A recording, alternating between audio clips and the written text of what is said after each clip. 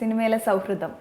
സിനിമയിൽ ഒത്തിരി സൗഹൃദങ്ങളുണ്ട്. അപ്പോൾ എല്ലാവരുമായിട്ട് സൗഹൃദമാണ്, ആരുമായിട്ടും വഴക്കില്ല ശരിക്കും പറഞ്ഞു. അപ്പോൾ സൗഹൃദങ്ങളെന്ന് നിലനിൽക്കണം എന്നാണ് ആഗ്രഹം. കാരണം ഈ സൗഹൃദങ്ങളൊക്കെ പോയി കഴിഞ്ഞാൽ ചിലപ്പോൾ സിനിമയില്ലെങ്കിലും നമുക്ക് നിൽക്കാൻ പറ്റും ഈ സൗഹൃദങ്ങളിലൂടെ. അപ്പോൾ സൗഹൃദങ്ങളും ഇല്ലെങ്കിൽ നമ്മൾ ഒരു ഒറ്റപ്പെട്ട അവസ്ഥയാവും. അപ്പോൾ പിന്നെ നമുക്ക് എന്ത് ചെയ്യണമെന്നുള്ളൊരു, അല്ലെങ്കിൽ ഒരാളായിട്ട് ബെസ്റ്റ് ഫ്രണ്ട് ഇല്ല. കുറേ അങ്ങനെ എല്ലാ കാര്യങ്ങളും പറയുന്ന ഒരു ഫ്രണ്ട് അങ്ങനെ ഇല്ല. നമ്മൾ എല്ലാവരോടും ഒരു സമദൂരം സിദ്ധാന്തത്തിലാണ് ഇങ്ങനെ പോകുന്നത്.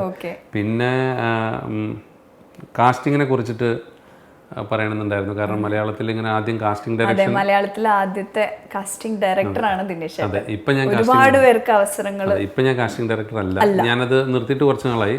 വേറെ ഒന്നും കൊണ്ടല്ല, എനിക്ക് ഈ അഡ്വർടൈസിങ്ങും അഭിനയവും കാസ്റ്റിംഗും കൂടി ഒരുമിച്ച് കൊണ്ടുപോകാൻ പറ്റില്ല. തിര എന്ന് പറയുന്നൊരു ഫിലിമിലാണ് ആദ്യമായിട്ട് ചെയ്യുന്നത്.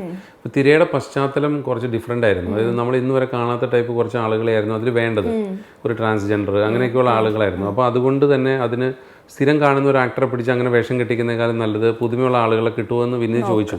അപ്പോൾ അതിൻ്റെ ഭാഗമായിട്ട് ഞാനൊരു ചലഞ്ച് പോലെ ഏറ്റെടുത്തിട്ട് ചെന്നൈയിലും ബാംഗ്ലൂരും ബോംബെയിലും ബെൽഗാമിലും ഒക്കെ ആയിരുന്നു എൻ്റെ ലൊക്കേഷൻസ്. അപ്പോൾ അവിടെയൊക്കെ പോയിട്ട് അവിടെ നിന്ന് പല നാടക സംഘങ്ങളിൽ നിന്നും പുറത്തുനിന്ന് കണ്ട ആളുകളെയും ഒക്കെ പരിചയപ്പെട്ട് സംസാരിച്ച് അവരുടെ ഓഡീഷൻ ഇതുപോലെ ചെയ്യിച്ച് നോക്കിയാണ് അതിലേക്ക് സെലക്ട് ചെയ്തത്. അങ്ങനെ അതൊരു സക്സസ് ആയിരുന്നു. അങ്ങനെയാണ് കാസ്റ്റിംഗ് തുടങ്ങുന്നത്. പിന്നെ ജേക്കബിൻ്റെ സ്വർഗരാജ്യമാണ് പിന്നെ കാസ്റ്റ് ചെയ്തത്. അത് ദുബായിലെ പശ്ചാത്തലമായിരുന്നു.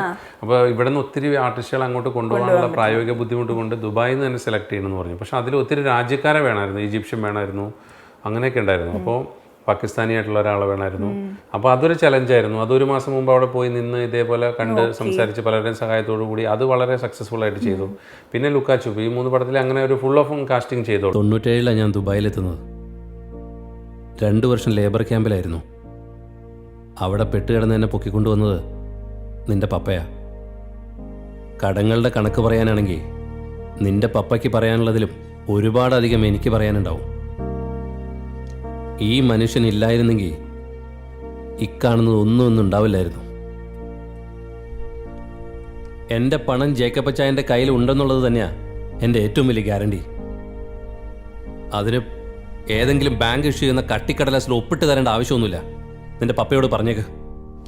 ബാക്കിയെല്ലാം ഇങ്ങനെ ഹെൽപ്പ് ചെയ്തു കുറേ ഫിലിംസിൽ. പിന്നെ എനിക്കത് ആ സമയത്ത് വേറെ കുറച്ച് കാസ്റ്റിംഗ് ഡയറക്ടേഴ്സ് വന്നു. അവരിതൊരു മെയിൻ പ്രൊഫഷനായിട്ട് എടുത്ത് ഒരു ഓഫീസൊക്കെ ഇട്ട് അങ്ങനെ സിസ്റ്റമാറ്റിക് ആയിട്ട് ചെയ്യാൻ തുടങ്ങി. അപ്പോൾ എൻ്റെ അടുത്ത് വരുന്ന കോളുകളും കൂടി ഞാൻ അങ്ങോട്ട് ഡൈവേർട്ട് ചെയ്യാൻ തുടങ്ങി. കാരണം നമുക്ക് ഇതിലെല്ലാം കൂടി മാത്രമല്ല ഇപ്പോൾ പറഞ്ഞ പോലെ ഇപ്പം എനിക്കൊരു ക്യാരക്ടറിൻ്റെ ഒരു ഡിസ്ക്രിപ്ഷൻ തന്നാൽ അതിന് മാച്ച് ആവുന്ന ആപ്റ്റ് ആവുന്ന 3 പേരെങ്കിലും മിനിമം കണ്ടെത്തണം. എന്നിട്ട് ഈ 3 പേരിൽ നിന്ന് ഒരാളെ സെലക്ട് ചെയ്യാൻ പറ്റും. അങ്ങനെയുണ്ട്. അപ്പോൾ ഡയറക്ടർ ഇപ്പോൾ ഒരാളെ മാത്രം കാണിച്ചാൽ ഇത് ഓക്കെ, പക്ഷേ എനിക്കൊരു ഓപ്ഷൻ എന്ന് പറഞ്ഞ ഒരു ഓപ്ഷൻ ആൻഡ് ഒരു ഓപ്ഷൻ ഉണ്ട്. അപ്പോൾ ആ 3 ഓപ്ഷൻ എന്ന് വെച്ചാൽ ചിലപ്പോൾ നമുക്ക് ഈ എറണാകുളത്ത് മാത്രം നിന്നാൽ കിട്ടില്ല. നമ്മൾ തൃശ്ശൂരോ കോഴിക്കോടോ തിരുവനന്തപുരത്തോ നമ്മുടെ സൗഹൃദ സദസ്സുകളിലേക്ക് എല്ലാം ഇറങ്ങി ചെല്ലേണ്ടി വരും. നമ്മൾ കാണുന്ന സ്ഥലത്തെല്ലാം പരതേണ്ടി വരും. കാണുന്ന ആളുകളോട് പോയി സംസാരിക്കേണ്ടി വരും. അവരെ കൊണ്ട് ഇത് ചെയ്യിച്ച് നോക്കേണ്ടി വരും. ഇങ്ങനെയൊക്കെയുള്ള ഒരു ആത്മാർത്ഥമായിട്ട് നിൽക്കുകയാണെങ്കിൽ അത്രയും ബുദ്ധിമുട്ടുണ്ട്. പക്ഷെ അപ്പോൾ എൻ്റെ മനസ്സിൽ അതല്ലല്ലോ. എൻ്റെ മനസ്സിൽ ആക്ടിങ്ങും ഇതുമെല്ലാം കിടക്കണം.